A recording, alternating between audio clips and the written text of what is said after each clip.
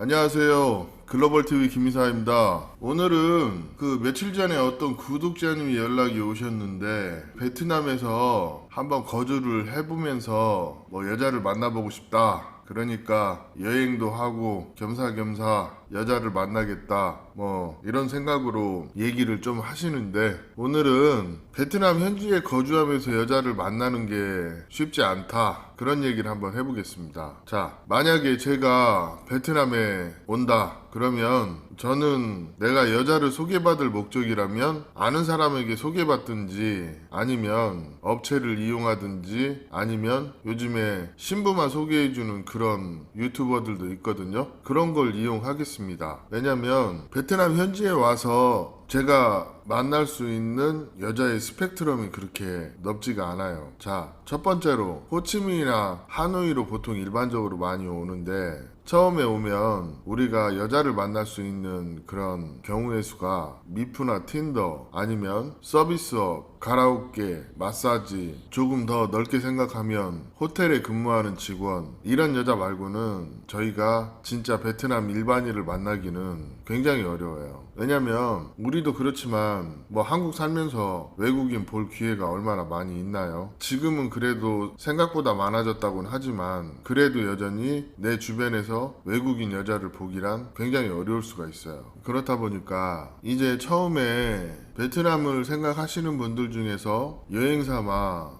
결혼할 배우자 찾으러 베트남에 오는데 또 이상과 현실이 다른 게 또 뭐가 있냐면 우연히 베트남 친구들을 사귀어서 소개를 받는다 하더라도 한두 달 만나고 결혼할 여자 베트남에 생각보다 그렇게 많지가 않아요. 그거는 진짜 국제 결혼이 하고 싶어서 전부터 생각하고 있던 여자나 그런 거고 그냥 일반적으로 보면 여기 베트남 사람들도 한 1년에서 3년은 사귀고 결혼을 합니다. 아니면 중고등학교 때부터 쭉 사귀다가 졸업하고 결혼을 하거나 이런 게 되게 많기 때문에 좀 어려운 면도 있고 또 베트남 남자들이 베트남 여자들한테 엄청 잘해요. 우리 한국 사람은 비할 바가 아니에요. 그 정도로 잘함에도 불구하고 베트남 여자들이 베트남 남자와 결혼을 꺼리는 부류들은 대부분 베트남 남자의 무책임한 태도 그리고 결혼하고 나서 불합리한 그런 행동들 이런 것 때문에 그렇다고 하는데 저희 집 옆에 20대 초반 베트남 부부들 살거든요. 근데 얘네들 사는 거 보면 굉장히 열심히 살아요. 그리고 남편이 가정일에도 소홀하지 않고 그렇게 잘 사는 부부들도 있어요. 그렇다 보니까 베트남 애들도 이 국제결혼에 대한 선호도가 많이 내려가고 있는 게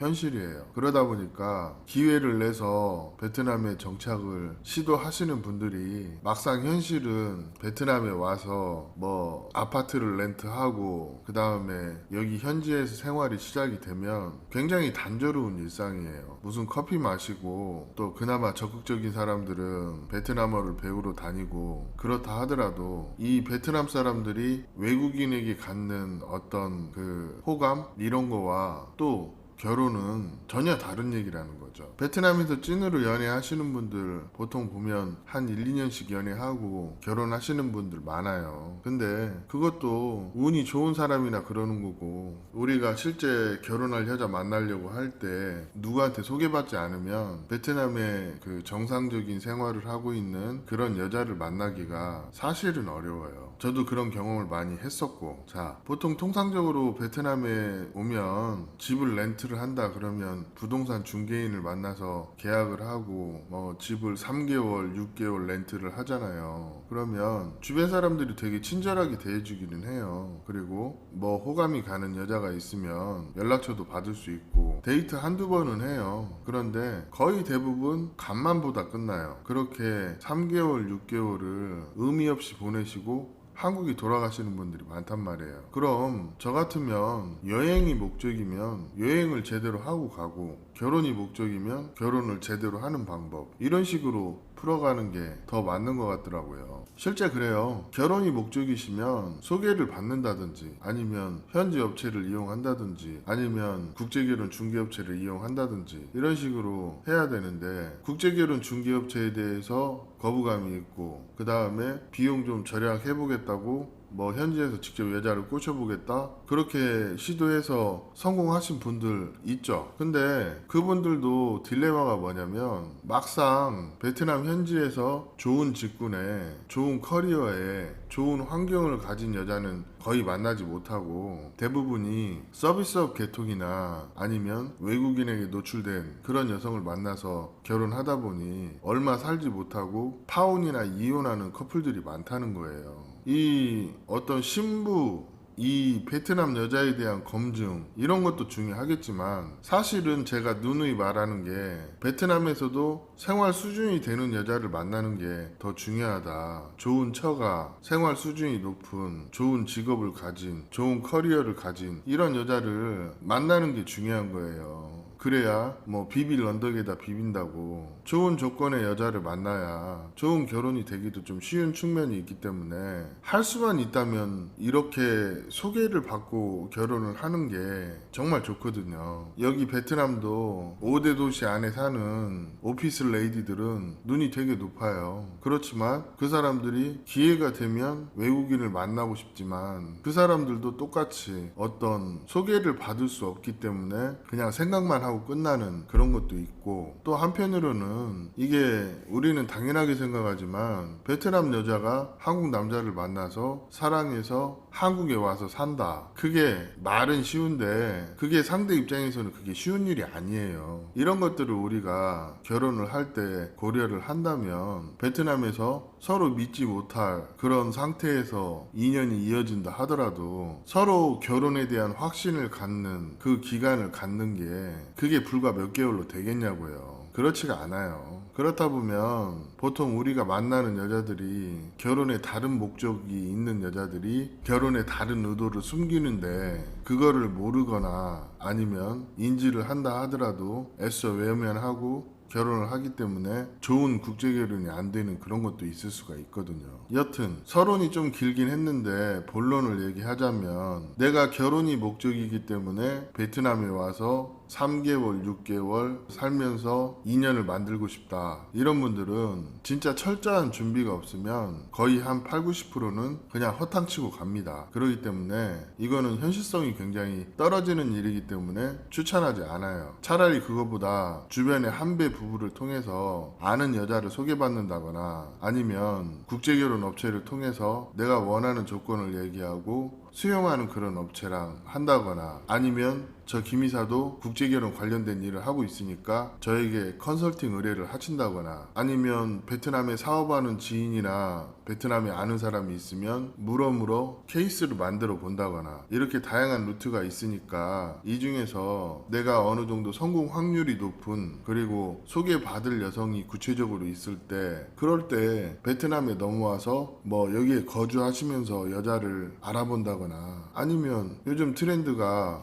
한국 신랑들이 베트남에 자주 넘어와서 신부와 어떤 커뮤니케이션을 많이 하는 편이거든요. 보통 한 달에 한 번씩 넘어오시는 분도 있고 아니면 2달에 한 번 오더라도 일주일, 2주일 이렇게 오시는 분들도 있고 이런 것처럼 그냥 무작정 내가 베트남에 와서 어떻게 여자를 만나볼까 하는 그런 생각을 하는 것보다 좀 구체적인 어떤 계획을 세우고 또 현실성이 있는 계획을 세워서 내 결혼을 진행하는 게 더 현명하지 않냐 그런 얘기가 하고 싶은 거예요. 베트남에서 뭐 거주하면서 여자를 만나보겠다 그런 의도로 오신다면 제가 봤을 때는 별로 그렇게 긍정적으로 얘기할 수가 없어요. 왜? 한국에서 여자를 소개받고 그 여자를 만나기 위해서 오는 것보다 경제적, 시간적 소비가 심하기 때문에 그걸 추천하지 않는 거예요. 실제 제가 보면 그래요. 그냥 베트남에 자주 와서 여자랑 데이트 해보겠다 그런 심산이시면 저는 국제결혼 오히려 적극 장려합니다. 근데 결혼을 하기 위해서 베트남에 와서 내가 찾아보겠다 그거는 사실 국제결혼 업체를 통해서 여자를 소개받는 것보다도 여자를 만날 수 있는 스펙트럼이 너무 작아요. 왜? 결혼을 목적으로 소개받는 건 내가 연애를 하는 거하고는 좀 달라요. 그렇기 때문에 우리 구독자님들이 만약에 베트남에서 한 달 살기 이런 건 좋아요. 그냥 문화를 체험하는 수준에서 베트남 사람들이 이해하는 수준에서 하는 건 좋은 좋은데 내가 기약 없이 베트남에 와서 베트남에 살면서 내 인연을 만나봐야겠다. 그거는 진짜 성공률이 10명이면 한두 명밖에 안 되고, 그것도 어느 정도 경쟁력이 있는 분들이나 되는 얘기고, 현실에서는 내가 베트남에 살면서 주변 사람들한테 좋은 이미지 심어주고 그렇게 좋은 모습 3개월, 6개월 보여주면 그때나 주변 사람들이 여자를 소개시켜준다고 하기도 하는데, 막상 사진 보면 베트남 일반 여자 소개시켜주는 거기 때문에 거의 다 외모가 마음에 들지 않을 거예요. 그건 확실해요. 그렇기 때문에 이상과 현실이 다르다는 거예요. 한국 사람들이 원하는 어느 정도 눈에 들어오는 그런 여자는 베트남에서도 상위 1, 20% 안에 들어가는 미인들이에요. 현실이 그렇기 때문에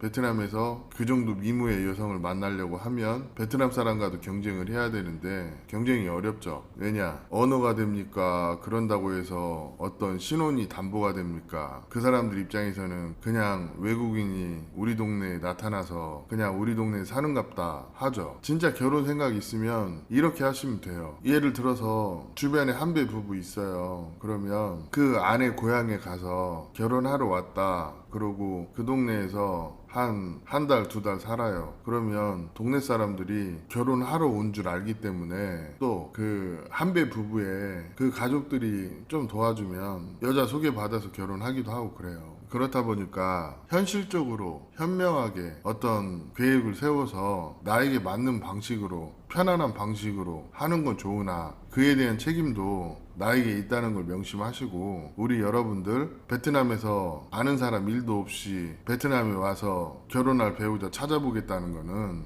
진짜 굉장히 허무맹랑한 그런 생각이니까 제발 그런 생각은 하지 않으셨으면 합니다. 오늘 이야기는 여기까지 하겠습니다. 감사합니다.